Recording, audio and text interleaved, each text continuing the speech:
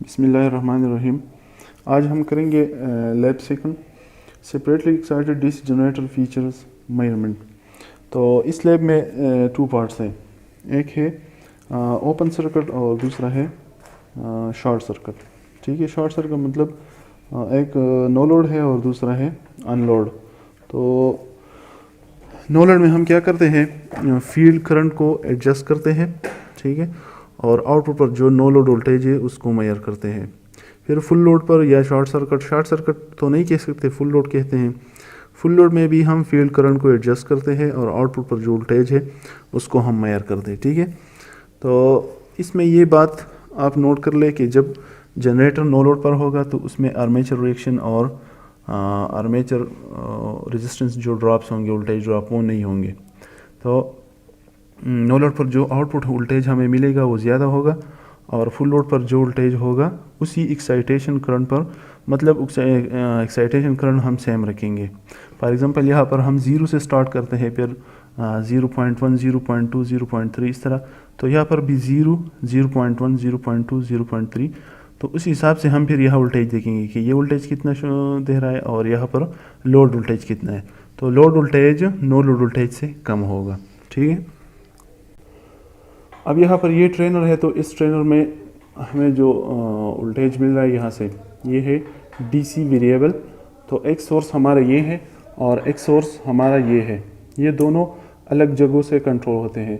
ये वाला जो क्या है वोल्टेज है, ये इस नॉब से कंट्रोल होता है और ये वाला जो है ये इस सेकंड वाले नॉब से कंट्रोल होता है। ठीक है, अब हमने कनेक्शंस करने हैं। तो कनेक्शंस के लिए सबसे पहले ये जो जनरेटर है, इसको भी आप ज़रा चेक करें। तो ये जो कनेक्शन है ये आर्मेचर के हैं और ये सीरीज़ वाइंडिंग और ये है शंट वाइंडिंग। तो इसमें हम शंट वाइंडिंग यूज़ करेंगे। शंट वाइंडिंग को हम एमीटर की सीरीज़ में कनेक्ट करेंगे और आर्मेचर जो है इससे हम आउटपुट वोल्टेज लेंगे। ठीक है, इसके साथ मैंने यहाँ पर एक पावर गेज कपल किया हुआ है। ठीक है, पावर गेज का जो स्पीड है ये हम इन पिन से मालूम करते हैं। यहाँ पर मैंने टेकोमीटर लगाया हुआ है। ठीक है, तो टेकोमीटर से हम इसकी स्पीड हम फाइंड कर सकते हैं। टेकोमीटर पर जो यहाँ पर कनेक्शन है वो रेड वायर और ब्लैक वायर वो यहाँ पर मैं लगाऊंगा। ठीक है, और यहाँ पर मैं स्पीड चेक करूँगा आरपीएम में। ठीक है, स्पीड होगा कांस्टेंट 1500 आरपीएम होगा। अब यहाँ पर आप चेक करें ज़रा, तो इसकी वोल्टेज रेटिंग कितनी है, 110 वोल्ट है। 110 वोल्ट से हम इसे ज़्यादा वोल्टेज नहीं दे सकते क्योंकि फिर ये वाइंडिंग डैमेज हो सकती है। ठीक है, और आरपीएम इसकी कितनी है मैक्सिमम 1500 आरपीएम से। सही है, तो अब इसको हम सप्लाई के साथ कनेक्ट करेंगे, लेकिन ये जो कनेक्शन है इसको हम ये वेरिएबल रजिस्टर है इसकी सीरीज़ में लगाएंगे। ठीक है, वेरिएबल रजिस्टर इसलिए लगाते हैं कि ये जो स्टार्टिंग में करंट होता है उस करंट को लिमिट करे। अगर इसको हम डायरेक्ट सप्लाई के साथ कनेक्ट करेंगे तो ये डैमेज हो सकता है, इसलिए इसकी सीरीज़ में हम यहाँ पर ये जो कनेक्शन है ये जो आप देख रहे हैं ये वेरिएबल रजिस्टर है। अब इस नाब को जब मैं घुमाऊँगा यहाँ पर, ये सारे नाब जब ये 0 पर आ जाएंगे तो ये सारे क्या है, इज़ अ ओपन सर्किट। अब ये मतलब यहाँ पर रेजिस्टेंस कितनी होगी, इन्फिनिटी होगी, क्योंकि ये रेजिस्टेंस क्या है, ये तीनों सीरीज़ में लगे हुए हैं। ये इज़ अ ओपन सर्किट अब काम कर रहे हैं। ये जो शो हो रहा है ये है, इसके साथ कोई कनेक्शन नहीं है। ये सिंपल फिक्स मतलब कांस्टेंट 100 ओम का रेजिस्टेंस है।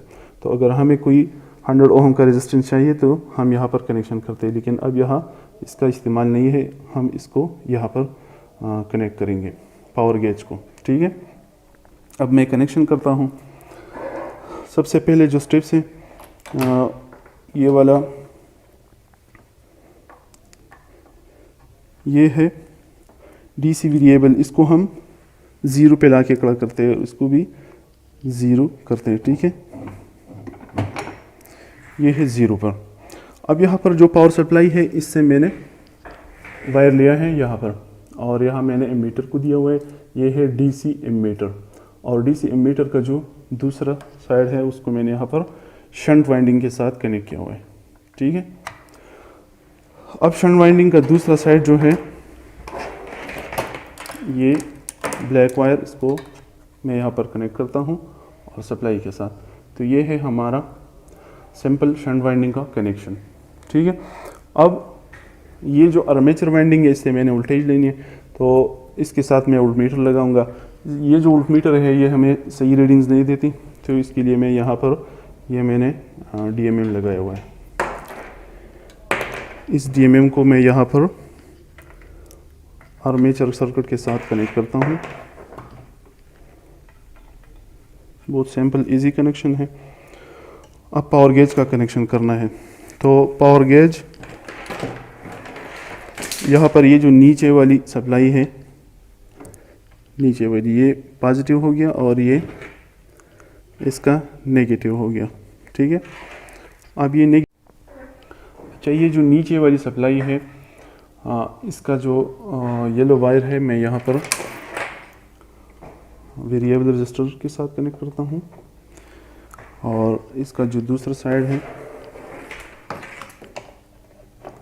वो मैं यहाँ पर पावर गेज के साथ कनेक्ट करता हूँ, और पावर गेज का जो नेगेटिव है वो सप्लाई के नेगेटिव के साथ कनेक्ट हो चुका है, ठीक है।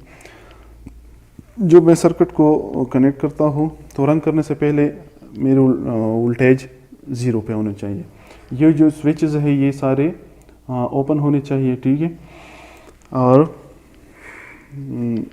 यहाँ पर जो फील्ड करंट है उसको भी मैं 0 पर रखूँगा, ठीक है।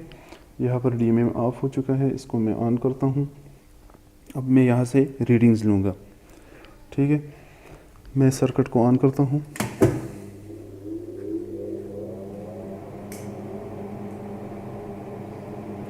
अब यहाँ पर मोटर स्टॉप है, रनिंग कंडीशन में नहीं है। दूसरी बात ये याद रखिए, ये जो वायर कनेक्शंस मैं कर रहा हूँ तो यहाँ पर जो कपलिंग लगी हुई है ये वाली, या यहाँ पर ये जो मोबाइल पार्ट है ये वाला, तो इस पे ये वायर पड़ा है, ठीक है। अब इसको भी हटाएं और इसके साथ कोई भी वायर टच नहीं होना चाहिए, ठीक है, क्योंकि फिर एक्सीडेंट हो सकता है। अब यहाँ पर ये स्विचेस जो है इसको मैं ग्रेजुअली ऑन कंडीशन पे लाता हूँ, ठीक है। अब दूसरी बात ये है कि ये जो पावर गेज है इसको मैंने सप्लाई दी है, तो यहाँ पर जो वोल्टेज मुझे शो रहा है वो वोल्टेज मुझे पता नहीं कि यहाँ पर इसको कितना वोल्टेज मिल रहा है। तो इसके साथ मैं वोल्टमीटर भी लगाता हूँ कि मुझे पता चले कि ये जो वोल्टेज मैं यहाँ पर दे रहा हूँ कि ये 110 वोल्ट से ज़्यादा ना हो जाए। उसके लिए मैंने यहाँ पर ये जो पावर गेज की दो ये वायर्स है, ये ब्लैक वायर और ये येलो वायर, ये यहाँ पर मैंने लगा दिए हैं। इस वोल्टमीटर के साथ मैंने यहाँ पर कनेक्ट किए हुए हैं। ये इसका ब्लैक वायर है यहाँ पर, और ये इसका येलो वायर है। ये जो वोल्टमीटर है यहाँ पर इसको मैंने कनेक्ट किया हुआ है, ठीक है। तो अब मैंने ये भी चेक करना है कि वोल्टेज मैं चेंज कर रहा हूँ तो ये वोल्टेज 110 वोल्ट से ज़्यादा ना हो जाए, ठीक है। अब मैं वोल्टेज को ग्रेजुअली इंक्रीज़ कर रहा हूँ, और ये जो स्विचेस है इसको मैंने ओपन से क्लोज कंडीशन पे इसको मैं लेके आया हूँ, ठीक है। अब यहाँ पर ये जो वोल्टेज है इसको मैं ग्रेजुअली इंक्रीज़ कर रहा हूँ। सॉरी, ये वाला नहीं है।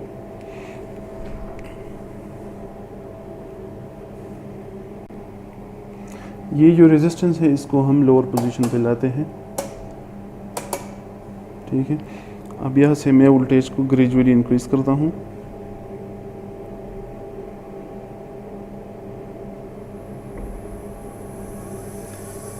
वोल्टेज ग्रेजुअली इंक्रीज़ हो रहा है, ठीक है।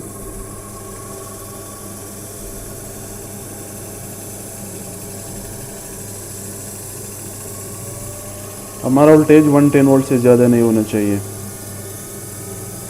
वहाँ पर साथ साथ RPM भी चेक करें कि RPM कितना हो रहा है, ठीक है। तो RPM है 1400 तक चले गए है। RPM को मैंने 1500 पर रखना है,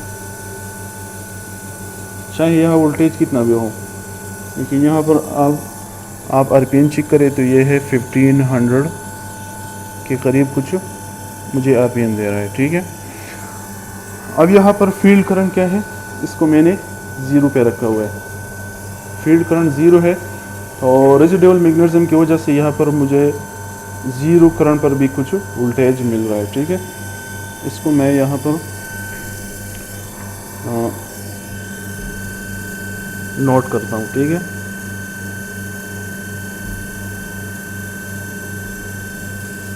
ज़ीरो पर कितना दे रहा है, 14 वोल्ट्स। अब मैं करंट को थोड़ा ग्रेजुअली इंक्रीज़ कर रहा हूँ। ये इसके लिए जो नॉब लगाया हुआ है ये फील्ड वाइंडिंग के लिए लगा हुआ है। यहाँ पर आपने करंट चेक करना है। दूसरी बात ये नोट करें, ये जो एम्पेयर मीटर है इसकी मैक्सिमम रेंज कितनी है, 3 एम्पेयर। यानी ये वोल्टेज इतना मतलब इंक्रीज़ करना है कि यहाँ पर करंट 3 एम्पेयर से ज़्यादा ना हो जाए। ठीक है, तो अब यहाँ पर करंट बहुत मामूली इंक्रीज़ हो रहा है। ठीक है, यहाँ पर मैं 0.1 पर चेक करता हूँ।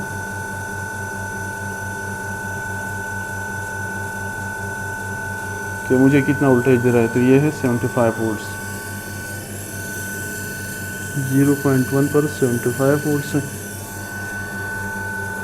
अब इसको मैंने और भी इंक्रीज़ करना है।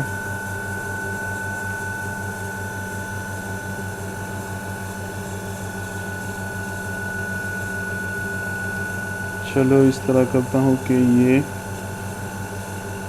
0.05 पर चेक करता हूँ।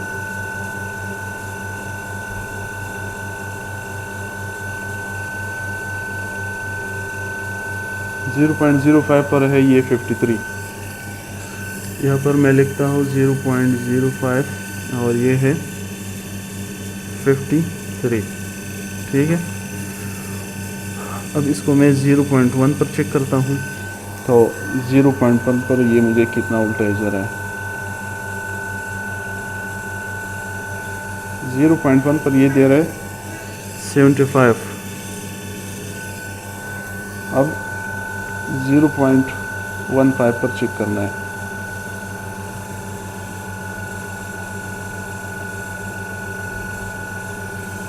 ये है 97। 0.15 पर 97 और 0.2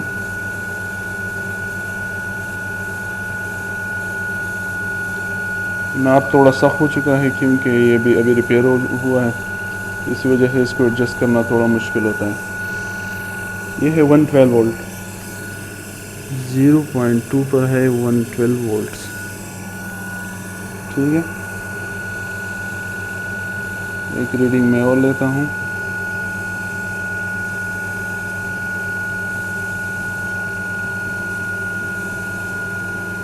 .2 पाई पर 121 वोल्ट। 0.25 पर है 121 वोल्ट्स।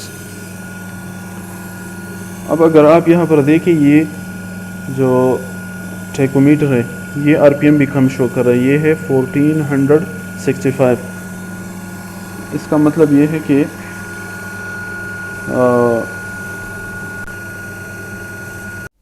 अब ये है लैब 1 का सेकंड पार्ट में हम फुल लोड करेक्टरिस्टिक फाइंड करते हैं। तो इसमें सिर्फ यही डिफरेंस है कि ये जो आर्मेचर का जो आउटपुट है ये वाला, इसको मैंने यहाँ पर अगर आप देखें तो इसको मैंने लोड के साथ कनेक्ट किया हुआ है थ्रू एमीटर। ये एमीटर है, ये मिली एम्पेयर, और ये जो इसका दूसरा वाला टर्मिनल, इसको मैंने यहाँ पर लोड रेजिस्टेंस के साथ कनेक्ट किया हुआ है, और ये यहाँ पर वापस आके आर्मेचर के नेगेटिव के साथ कनेक्ट हो चुका है। ठीक है, और यहाँ पर ये मैंने वोल्ट मीटर लगाया हुआ है ताकि मुझे फुल लोड वोल्टेज भी दे सके। ठीक है, तो अब यहाँ पर मैं फील्ड करंट को ग्रेजुअली इंक्रीज़ करूँगा। ये मुझे फील्ड करंट दे रहा है, वही सेम फील्ड करंट की वैल्यूज़ जो मैंने यहाँ पर लगाई है 0, 0.5, 0.1, 0.15 इस तरह। तो उस पर मैं अब फुल लोड वोल्टेज फाइंड करूँगा कि फुल लोड वोल्टेज कितना है। ठीक है, यहाँ पर मैंने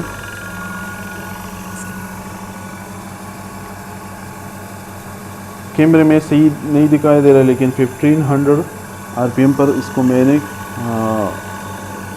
चला रहा हूँ। ठीक है, जनरेटर को। अब फील्ड करंट को मैं ग्रेजुअली इंक्रीज़ कर रहा हूँ। ठीक है, और साथ में जो फुल लोड करंट है उसको भी चेक कर रहा हूँ। अब ज़ीरो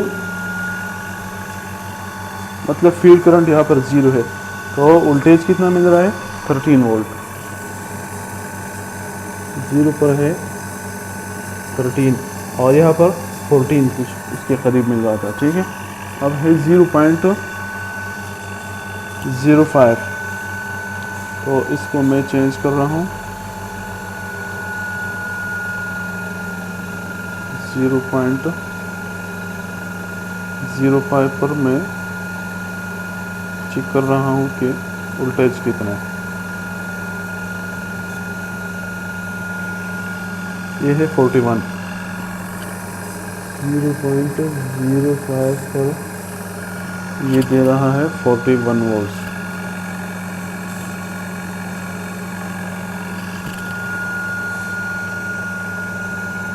अब है 0.1,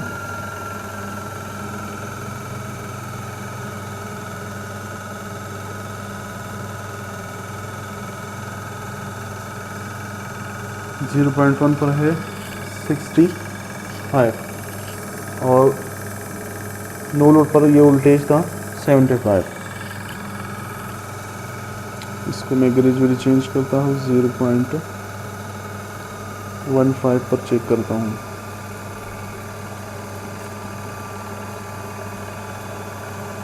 तो ये है 77। नो लोड पर ये था 97। अब इसको मैं ग्रेजुअली इंक्रीज करके 0.2 पे लेके जाता हूँ।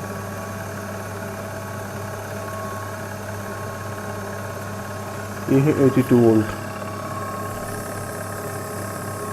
आउटपुट पर मुझे दे रहा है 82 वोल्ट। और इसको मैं अब 0.25 पे लेके आता हूँ।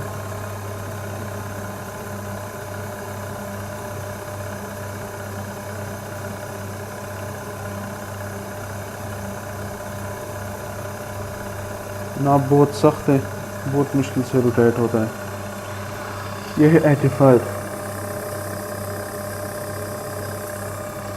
ठीक है। तो ये 4-5 रीडिंग्स मैं ले रहा हूँ, ठीक है। अब अगर आप चेक करें तो सेम वही करंट है, लेकिन नो लोड वोल्टेज ज़्यादा है और फुल लोड वोल्टेज क्या है उससे कम है। तो इसका रीज़न क्या है कि आर्मेचर में वो क्या है रेजिस्टिव ड्रॉप की वजह से और आर्मेचर रिएक्शन की वजह से वोल्टेज ड्रॉप होता है, ठीक है। तो ये है हमारा आज का lab DC generator features management, एक नो लोड एंड एक फुल लोड।